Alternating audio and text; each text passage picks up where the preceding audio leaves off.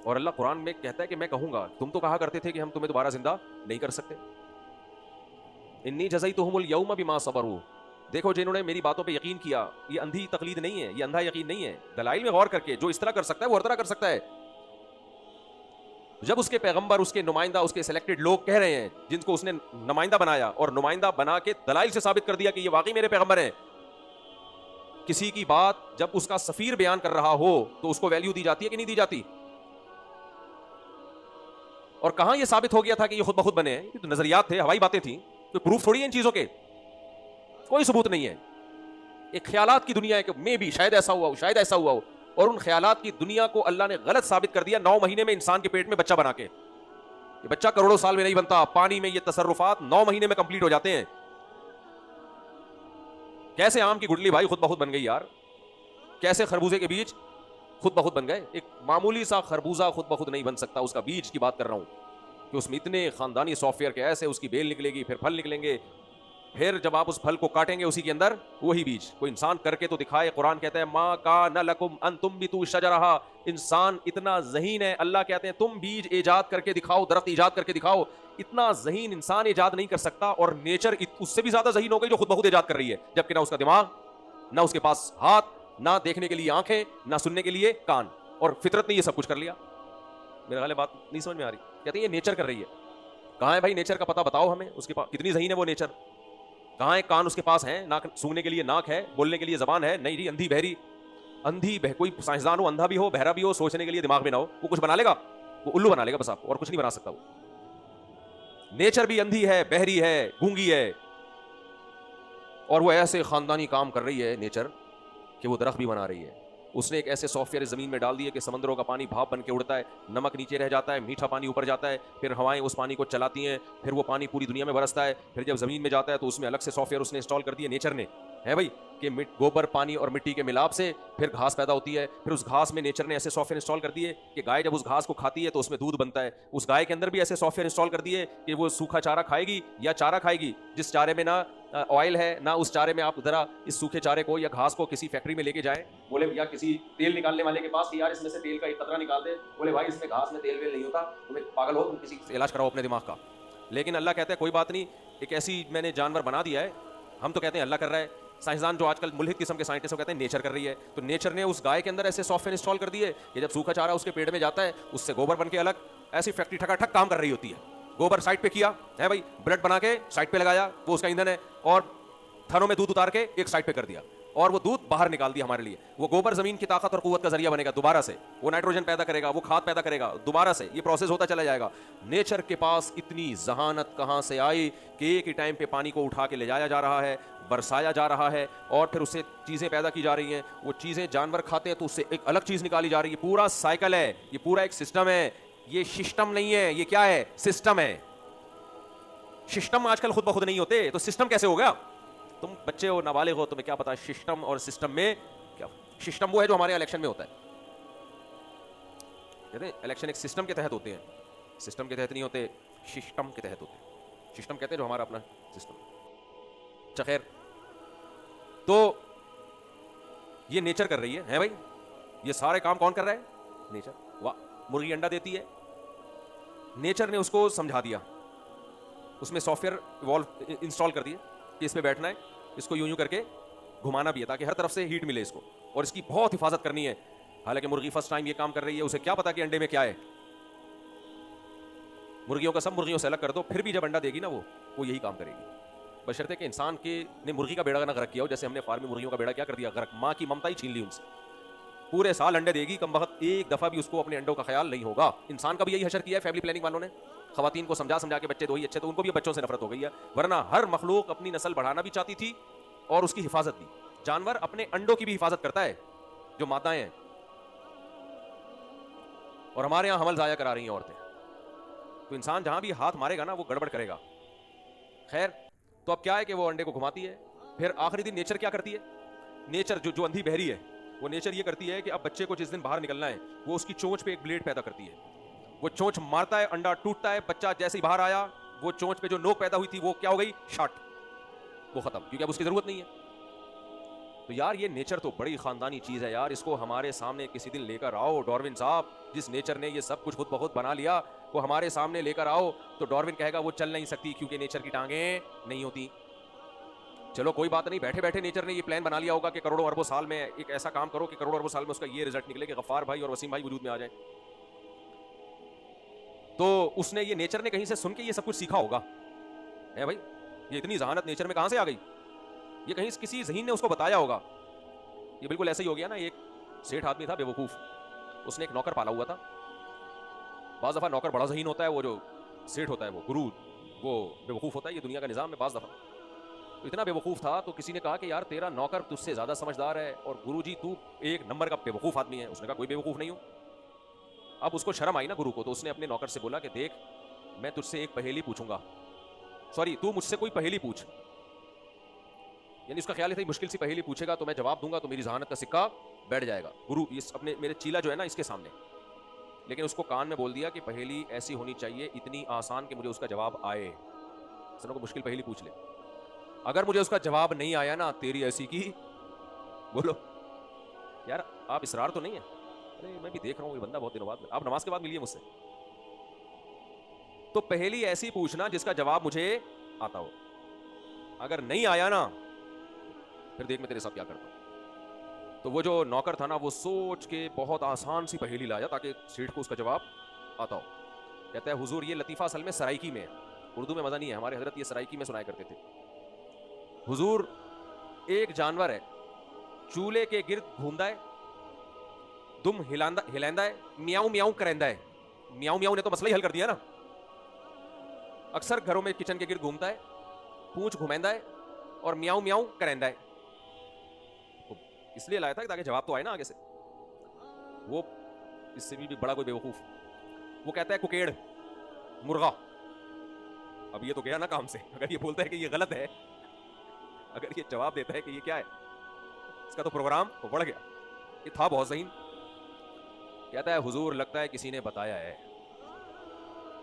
ये इतना मुश्किल जवाब जो आपने दिया है ना ये किसी ने बताया है। हुजूर सच बताओ ये किसी ने बताया है? इसको तो अपनी पड़ी हुई है ना, इसको किसी ने बताया है।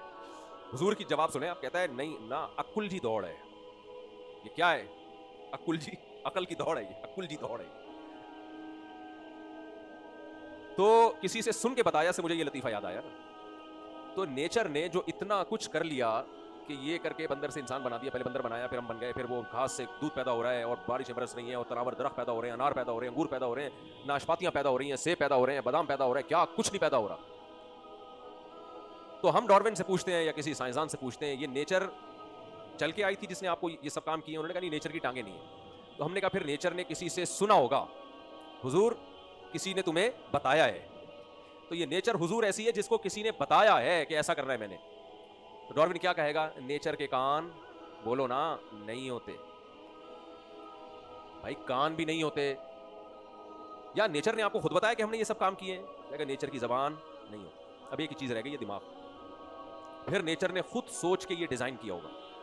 जवाब क्या है? नेचर का दिमाग नहीं है। तो भाई वो एक और लतीफा याद आ गया, ना इसका दिमाग है, ना इसके कान है, ना इसकी आंखें हैं। एक आदमी किसी के यहाँ रिश्ता लेने के लिए गया, तो लड़की वालों ने पूछा आप क्या रिश्ता तय हो गया ना? तो लड़के वालों ने आखिर में कहा कि देखो एक फॉल्ट है लड़के में, उसके पाँव नहीं है। बेचारे शौक में आ गए। फिर उन्होंने कहा चलो कोई बात नहीं, इतनी एजुकेशन और व्हील चेयर पे जिंदगी गुजार लेगा लेकिन पैसा भी है और तालीम भी है, चलो फिर भी हमें कबूल है, चलो टांगों से माजूर है, कोई बात नहीं। जाते जाते लड़के वाले कहने लगे कि एक थोड़ा सा फॉल्ट और है, हाथ भी नहीं है उसके।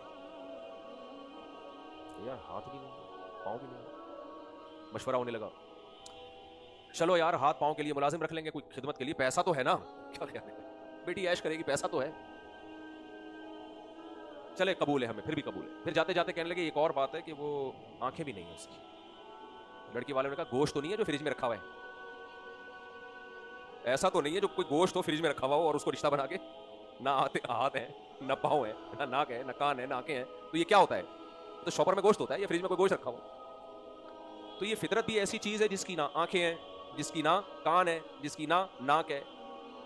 और इसने बनाया क्या? मुफ्ती तारिक मसूद को बनाया, इसने रफ़ी भाई को बनाया, इसने जनाब शाकिर भाई को बनाया, इसने क्या कुछ नहीं बनाया। कुरान कहता है कि लौ अन्नमा फिल बहरी मिन शजरतिन अक़लाम वल बहरु यमुद्दुहु मिन बादिही सबअतु अबहुरिन मा नफिदत कलिमातुल्लाह। दरख्त, सारे दरख्त कलम बन जाएं और सारे समंदर स्याही बन जाएं और अल्लाह के कमालात को बयान करना शुरू करें, ये भी अल्लाह ने बनाया। शहद की मक्खी अल्लाह ने बनाई, शहद की मक्खी का क्या खूबसूरत निज़ाम अल्लाह ने बनाया, ये अल्लाह ने बनाया, वो अल्लाह ने बनाया। अल्लाह कुरान में कहते हैं कि कलम घिस घिस के ख़त्म, दुनिया से लकड़ी ख़त्म हो जाएगी, समंदरों की स्याही ख़त्म हो जाएगी, अल्लाह की तारीफ में कहे गए कलिमात ख़त्म नहीं होंगे। और ये सारे काम मुल्हिद कहता है फितरत कर रही है। वाह, जो अंधी है और बहरी है, और जो इंसान देखता है, जो सुनता है, वो इनमें से एक काम भी नहीं कर सका अब तक। वो कॉपी तो कर रहा है, इजाद नहीं कर रहा किसी चीज को। वो कुदरत की चीजों को देख के सेम कॉपी बना लेता है, उसकी देख के बनाता है, और वो भी उस क्वालिटी की नहीं होती, और उसमें भी कुदरत की चीजें ही उसने डाली होती हैं। ऐसे आपने किसी के यहाँ बिरयानी देख के उस जैसी बिरयानी बना ली, लेकिन चावल भी उसी के घर से चोरी किया, मसाला भी उसी के घर से चोरी किया, नमक भी उसी के घर से चोरी किया, आग जलाने के लिए कोयले भी उसी के घर से चोरी किए, और कह रहे हो मैं भी ऐसी देख बना सकता हूं, और देख भी उसी के घर से चोरी की। कहेगा सारा मटेरियल तू यहां से लेके जा रहा है, चावल तू खुद बना के इजाद करता। समझ रहे हो? लोग कहते हैं ना आजकल इंसान जैसा इंसान बनाना मुमकिन है। भाई वो उसी की बॉडी से, जो उसी की जीन्स से चीजें ली जाती हैं, उसी सेल जो अल्लाह ने बनाया है उसी को उसी प्रोसेस से गुजारा जाता है, जो नेचुरल प्रोसेस है, जो कुदरती प्रोसेस है। तो आपने कहां से इजाद कर ली भाई वो बिरयानी? तो काफिर का जुर्म क्या है?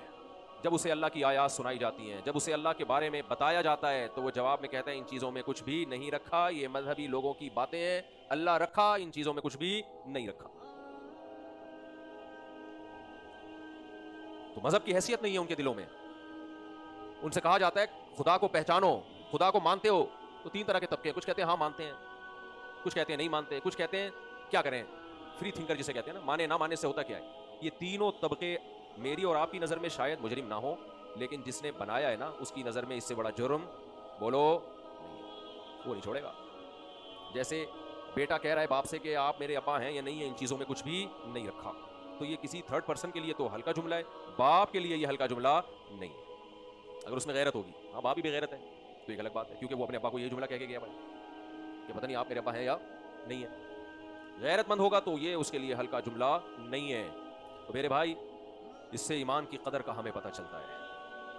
अंग्रेज़ों की नज़र में, यूनिवर्सिटियों कोई प्रोफेसरों की नज़र में, मेरी और आपकी नज़र में शायद ईमान इतनी बड़ी हैसियत उसकी ना हो, लेकिन जिसने बनाया है उसकी नज़र में सबसे ज़्यादा वैल्यू अगर किसी चीज़ की है तो वो क्या है? ईमान। इसकी आवाज़ को क्या हो गया मेरे भाई? तेज़ तो करें ना। इसलिए अल्लाह अपने मानने वालों और ना मानने वालों के साथ अल्लाह का बिहेवियर आखिरत में, दुनिया में तो सब खाते हैं, बेनमाजी भी खाएगा, काफिर भी खाएगा, चोर डाकू ज़्यादा खा लेते हैं आमतौर पर, तो आखिरत में क्या होगा? आखिरत में छांटी होगी। वमताजुल यौमा अय्युहल मुजरिमून, अल्लाह कहेंगे दुनिया में सब इकट्ठे रहा करते थे, ए मुजरिमों आज के दिन तुम फरमाबरदारों से अलग। इमाम अबू हनीफा रहिमहुल्लाह ताला सिर्फ इस एक आयत पर कुरान पढ़ के पूरी रात रोते रहे हैं। जब सूरह यासीन की आयत पढ़ी ना तहज्जुद में, वमताजुल यौमा अय्युहल मुजरिमून, ए मुजरिमों आज तुम फरमाबरदारों से अलग। दुनिया में सब इकट्ठे रहते हैं, पूरी रात पढ़ के रोते रहे कि हमारा क़यामत के दिन क्या होगा, अगर मुजरिमों में हुए तो क्या हाल होगा हमारा, क्या क़यामत गुजरेगी उस वक्त।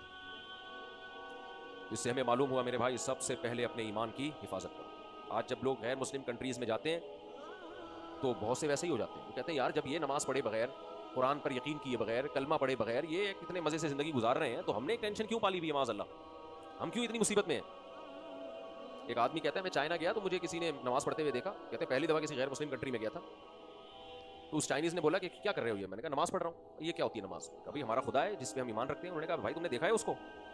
मैंने देखा तो नहीं है, तो उसकी निशानियां देखी हैं, इतना कुछ उसने बना लिया। तो उसने कहा ये तो ब्यूटी ऑफ नेचर है। ये क्या है? Beauty of nature. वो चाइनीज में बोला होगा किंका पच्चा किंका, ये बोला होगा उसने। ब्यूटी की भी ऐसी की तैसी कर दी उसने, जो थोड़ी सी ब्यूटी बची थी वो भी खत्म। खैर कुछ भी बोला, हर जबान का अपना एक हुस्न होता है भाई, चाइनीज का मजाक उड़ाना मकसद नहीं है, मेरी आदत है कुछ ना कुछ छोड़ते रहने की, अल्लाह माफ फरमाए। खैर तो उसने बोला कि ये ब्यूटी ऑफ नेचर। खैर इस तरह की बातें रोज करके जाता था, मेरा दिमाग इतना ख़राब हुआ कि मैं मुल्हिद हो गया। नमाज भी गई, ज़कात भी गई, रमज़ान भी गया, और मैंने कहा यार जिस खुदा को देखा नहीं है, और फिर ये लोग भी तो पूरा चाइना क्या ये जहन्नम में जाएगा? इतने सारे लोग, हालांकि चाइना में मुसलमान भी ठीक ठाक हैं। तो अल्लाह ने फिर उसको दोबारा ईमान की तौफीक दी, किसी पढ़े लिखे से उसका राब्ता हो गया। तो बाहर मुल्कों में जाते हैं, ईमान ख़राब कर देते हैं। यूनिवर्सिटियों में जाते हैं, सारा दिन साइंसदानों को पढ़ते रहते हैं। पढ़ें भाई, लेकिन चूंकि वो गैर मुस्लिम होते हैं तो ईमान की हैसियत ख़त्म। यार जब ये भी तो मुसलमान नहीं थे, ये मुसलमान ना होकर इतने अच्छे इंसान बन सकते हैं, तो हम क्यों इस्लाम के पीछे लगे रहें? इसलिए मैंने इस पर बात की है। ईमान की हैसियत सबसे ज़्यादा, आप दुनिया से पूछेंगे तो नहीं है वैल्यू, लेकिन खुदा जो क्रिएटर है, जो खालिक है, वो नहीं छोड़ेगा। वो कहेगा मेरे लिए सबसे इंपॉर्टेंट सवाल ये है कि तुम मुझे मानते थे या नहीं मानते थे।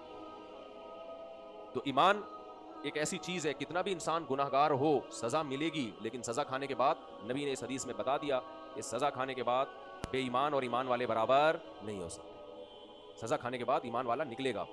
नबी सल्लल्लाहु अलैहि वसल्लम ने फरमाया, जहन्नम में काफिर और मुसलमान, काफिर मुस्लिम को ताना देगा कि देखो तुम खुदा को मानते थे जिसने ये जन्नत और जहन्नम बनाई, तो तुम्हें मानने का कोई फायदा नहीं हुआ। हम नहीं मानते थे, हम भी आग में जल रहे हैं और तुम भी आग में जल रहे हो। तो नबी सल्लल्लाहु अलैहि वसल्लम ने फरमाया, अल्लाह को गैरत आएगी, अल्लाह अपने ईमान वालों को निकालेगा। फिर वो दिन होगा जो काफिर पे बहुत गिरा गुजरेगा कि काश रुबमा यवद्दुल्लज़ीना कफरू लौ कानू मुस्लिमीन, कुरान की आयत। वो तमन्ना करेगा कि काश मैं भी अल्लाह के मानने वालों में शामिल हो जाता। हाँ, ये जरूर है कि निजात के लिए ईमान काफी नहीं है। कुरान ने जहां भी ईमान का तस्करा किया, कामिल निजात, कामिल निजात का मतलब जहन्नम की आग से कोई बचना चाहता है, तो उसके लिए ईमान काफी नहीं है। उसके लिए वामिलुस सालिहात, अमाल को भी सीधा करना पड़ेगा। तो अब जल्दी से मैं बात को समेट के खत्म करता हूँ, समेटता हूँ बात को। असल जो बात में लेके शुरू हुआ था वो ये कि हमारे यहाँ अल्लाह की रहमत का, उसकी मग़फ़िरत का वो तसव्वुर पेश किया जाता है कि ईमान वाले गुनाह पे जरी हो जाते हैं, वो गुनाह करने लगते हैं। कोई बात नहीं, रमज़ान आएगा तो सब बख्शे जाएंगे, कोई बात नहीं, 27वीं रात को जाग लेंगे तो सब बख्शे जाएंगे, शब बारात में सब तो बख्शे ही बख्शे जा रहे हैं। ये कर लो, ये इतनी दफ़ा पढ़ लो तो अगले पिछले सारे मुआफ़। ऐसा नहीं, ऐसा बोलो नहीं। सही हदीस है, बुखारी मुस्लिम की है कि नबी सल्लल्लाहु अलैहि वसल्लम ने इरशाद फरमाया कि जब अहले जन्नत जन्नत में और अहले जहन्नम जहन्नम में चले जाएंगे और उन जहन्नमियों में बहुत से मुसलमान भी होंगे, तो जन्नती अपने उन मुसलमानों को याद करेंगे जो हमारे साथ दुनिया में थे और आज हमारे साथ जन्नत में नहीं है। तो अल्लाह से सिफारिश करेंगे, ए अल्लाह, एक तबका ऐसा था युसल्लूना माना व यसूमूना माना, जो हमारे साथ नमाजें भी पढ़ा करता था, रोज़े भी रखा करता था, लेकिन आज वो हमारे साथ जन्नत में नहीं है, वो जहन्नम की आग में जल रहा है। ए अल्लाह, तो हमारी सिफारिश कबूल कर और फला दोस्त मेरा, फला रिश्तेदार, फला मेरा मोहसिन जो नमाजी भी था, रोजेदार भी था, लेकिन गुनाह की वजह से कहाँ है वो? जहन्नम में। मेरा उससे चूंकि रिश्ता था तो अल्लाह मेरी सिफारिश कबूल कर। इससे पता चला भाई बहुत से नमाजी रोजेदार भी कहाँ होंगे? बोलो ना, जहन्नम। तो बेनमाजी का तो फिर हिसाब प्रोग्राम बढ़ गया कि नहीं बढ़ गया? बेनमाजी, ये लोग जब अल्लाह से कहेंगे ना कि अल्लाह वो नमाज पढ़ते थे, रोजा रखते थे, तो क्या साबित करने के लिए थे? मुसलमान। तो उनकी अलामत क्या थी? क्योंकि अगर ये कहते हैं ना कि अल्लाह वो तो मोमिन थे, मुसलमान थे, तो अल्लाह कहेगा तुम्हें क्या पता दिल में उनके इस्लाम था या कुफर था? हो सकता है वो दिल में कुफर हो, मुनाफिक हो, मैंने इसलिए जहन्नम में डाला हो। तो इसलिए ये अलामत बताएंगे, अलामत। ए अल्लाह, दिल के हालात तो तू ही जानता है। हम इतना जानते हैं कि हमारे साथ मस्जिद में नमाज में भी आया करते थे और रमजान के रोजे भी रखा करते थे। ये अलामत है कि मोमिन थे, लेकिन है कहां वो? जहन्नम में। तो आप बताओ, वो तो रमजान के रोजे भी रखते थे, तो अगले पिछले तो सारे वैसे माफ हो जाते होंगे उनके। क्या ख्याल है? 5 टाइम नमाजें भी पढ़ते थे, तो हदीस में तो आता है एक नमाज दूसरी नमाज के दरमियान के गुनाहों का कफारा है। तो जब इतनी नमाजें पढ़ी तो उनके तो सब माफ हो गए, रोजे भी रखे, सब माफ, तो फिर जहन्नम में क्यों है? इससे साफ पता चलता है कबीरा गुनाह तौबा के बगैर मुआफ, बोलो, नहीं होता। ये छोटे मोटे गुनाह होते हैं जो हम लाशऊरी में कर रहे होते हैं, हमें पता भी नहीं होता। जिना तौबा के बगैर मुआफ नहीं होता। कत्ल, तौबा, दियत, किसास के बगैर मुआफ, बोलो, नहीं होता। कभी बदनजरी, खुदा न ख्वास्ता, ये कभी इत्तिफाक से, ये सगीरा है, बदनजरी की आदत है, ये क्या है? कबीरा। फौज फिल्में, कभी किसी ने कोई नजर पड़ गई और देख लिया उसने, शायद एक आध दफा किसी से हो जाए तो शायद इसको सगीरा कहा जा सके, शायद 1-2 सेकंड के लिए नजर टिक गई किसी की किसी फौज चीज पर, लेकिन कंटिन्यू देख रहा है, देखता रहता है, क्योंकि इन चीजों की तो लत पड़ती है। तो ये सगीरा में दाखिल नहीं, ये क्या है? कबीरा। माँ बाप से एक आध दफा ऊंची आवाज में बात हो गई, हर इंसान घर में सब कुछ सबके साथ होता है, तो ये सगीरा है, कभी हो गया। लेकिन माँ बाप के साथ बदतमीजी करता है, बन गया है बदतमीज, तो ये क्या है? बोलो, कबीरा। नबी ने फरमाया अकबरुल कबायर, कबीरा में से भी जो कबीरा आपने गुनाह गिनवाए हैं ना, उनमें उकूकुल वालिदैन, वालिदैन की नाफरमानी सबसे बड़े मोहसिन है। भाई आप कैसे उनकी बात को रद्द कर रहे हो? कभी छोटा मोटा हर घर में हो जाता है, उसको तो अल्लाह ने सगीरा कहा है, यानी इशारा दिया उसके सगीरा होने का। इन तकूनु सालिहीन फइन्नहु कान लिल अव्वाबीन गफूरा। मैं छोटी मोटी खताएं हर घर में होती हैं, तौबा कर लिया करो, अल्लाह की तरफ रुजू कर लिया करो, लेकिन माँ बाप उससे बेजार हो कि हमारा ये बेटा काश पैदा ना होता, ये बेटी काश पैदा, ऐसे माँ बाप भी हैं, काश ये दुनिया में ना आता। इसका मतलब ये सतारा है माँ बाप। तो ये सगीरा नहीं है, अकबरुल कबाइर है। सूद खाना सगीरा है कबीरा है? बोलो भाई, ये कबीरा है, अल्लाह से ऐलाने जंग है। कारोबार करते हैं, फिक्र ही नहीं करते, उलमा से मसला ही नहीं पूछते। आज इंटरनेट पर ऑनलाइन जो बिजनेस चल रहे हैं उनमें बेशुमार कारोबार हराम है। उलमा बता बता के थक गए, भाई ये फॉरेक्स ट्रेडिंग हराम है, नाजायज है, सूदी लेन देन है, करेंसी पे कब्जा किए बगैर आप नहीं बेच सकते, और करेंसी को करेंसी या गोल्ड करेंसी को करेंसी के बदले में बेचा जाएगा, दोनों तरफ से एक ही टाइम पे कब्जा होगा। गोल्ड जब आप बेचोगे कब्जे में लो, फिर आगे उसको फरोख्त करो। फॉरेक्स ट्रेडिंग में क्या हो रहा है? कुछ भी आपके पास नहीं आ रहा, फर्जी चीजें चल रही हैं। कीमत बढ़ गई तो पैसे ले लें, गिर गई तो पैसे दे दें। इस्लाम नहीं मानता इन चीजों को। आजकल एक ब्लॉकचेन के नाम से एक बिजनेस चल रहा है। आपने 4 आदमियों को एक चीज पहना दी, वो 4 आगे 4 को पहना दें, यानी 16 को, घर बैठे आपको उसका कमीशन मिलता रहेगा। उलमा कहते हैं हराम है, नाजायज है। आपको किस बात का कमीशन मिल रहा है? आपने जो काम था 4 को बेच दिया, उसके पैसे आपको मिल गए, आगे क्या हो रहा है? वो 4 जब 4 को बेच रहे हैं, उस पर आपका कोई कमीशन नहीं बनता। उलमा कहते हैं नाजायज है। लोग कहते हैं ये देखो मौलवियों को, आजकल एक ताना बहुत दिया जा रहा है कि जब मौलवी खुद करते हैं तो जायज हो जाता है, दूसरे कर रहे हैं तो नाजायज। कोई मिसाल तो दो इसकी कि दूसरे कर रहे हैं तो नाजायज, खुद करें तो जायज। फेंकने पर गवर्नमेंट की तरफ से कोई पाबंदी नहीं है। मैं तो यही देखता हूं, जिस चीज को उलमा नाजायज कहते हैं खुद भी नहीं कर रहे होते, और अगर कोई कर रहा है तो गुनाह समझ के कर रहा होता है, वो गुनहगार होता है। कोई मौलवी बदनजरी कर रहा है तो हलाल समझ के नहीं करेगा, उसको पता है गलत कर रहा हूं। दीन को जरा सा भी खुदा का खौफ होगा, दीन को चेंज नहीं करेगा। हम फॉरेक्स ट्रेडिंग को नाजायज कहते हैं और अल्लाह का शुक्र है करते भी नहीं है।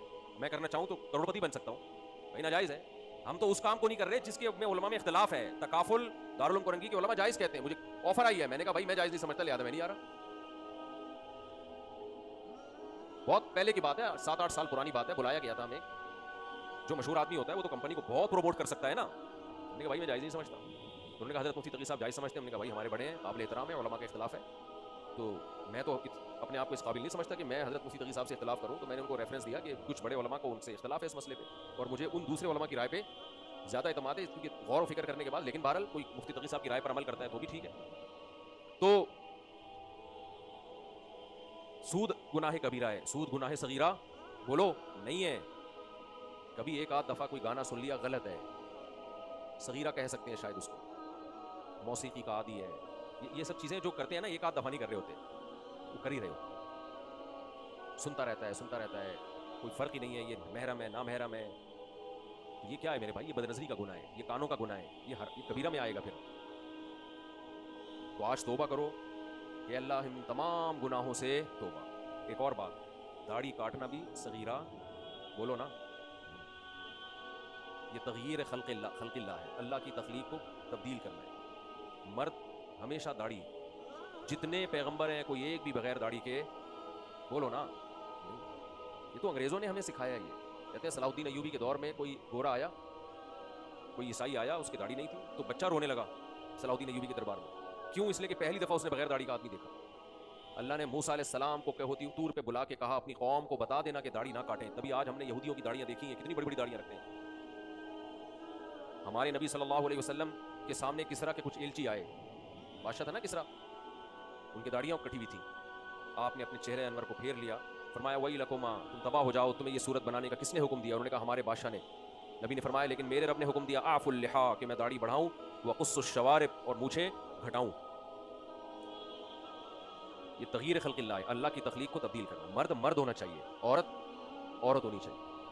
यहाँ भी लोग तंज करते हैं। अभी हज़रत मौलाना तारिक जमील साहब का इंटरव्यू आया, पॉडकास्ट में पूछा गया कि आपने सर पे सुने बाल लगवाए हैं? उन्होंने कहा जी। कहा ये तगयीर खल्क़िल्लाह नहीं है, अल्लाह की तख्लीक को बिगाड़ना नहीं है? उन्होंने कहा अपने बाल लगाए हैं। तो नीचे बहुत सारे लोगों के कमेंट से लो दूसरों के लिए अल्लाह की तख्लीक को बिगाड़ना हराम, और ये मौलवी लोग जब खुद करते हैं तो ये क्या हो गया? जायज़। तो भाई अपने बाल अपने सर पे लगाना ये तगयीर खल्क़िल्लाह नहीं है, ये तहसीन खल्क़िल्लाह है।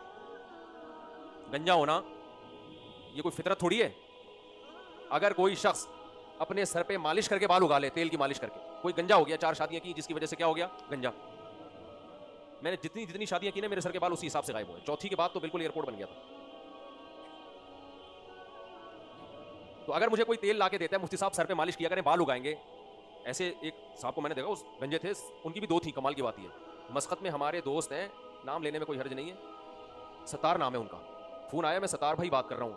फिर कहते हैं वो वाला नहीं जिसका बयान में आप तस्करा करते हैं। मैंने कहा अच्छा आप सच्ची मुच्ची के सतार भाई हैं? 2 शादियां उनकी, तो उनके सर के बाल सारे उड़ गए। तो उन्होंने कोई ऑयल लेके मालिश की, बाल उगाए उनके ना। फिर मुझे तेल मुझे भी दिया उन्होंने, वो 2 साल से मेरी दराज में ही पड़ा हुआ है। अभी मुझे याद आया, ऐसे मौके पे याद आता है फिर याद ही नहीं आता। वो सर पे लगाने का, उन्होंने कहा मेरे सर के बाल निकल आए। तो अगर कोई सर पे तेल की मालिश करे और बाल निकल आए तो हम ये कहेंगे तगयीर खल्क़िल्लाह, अल्लाह की तख्लीक को बिगाड़ दिया इसने। क्या ख्याल है भाई?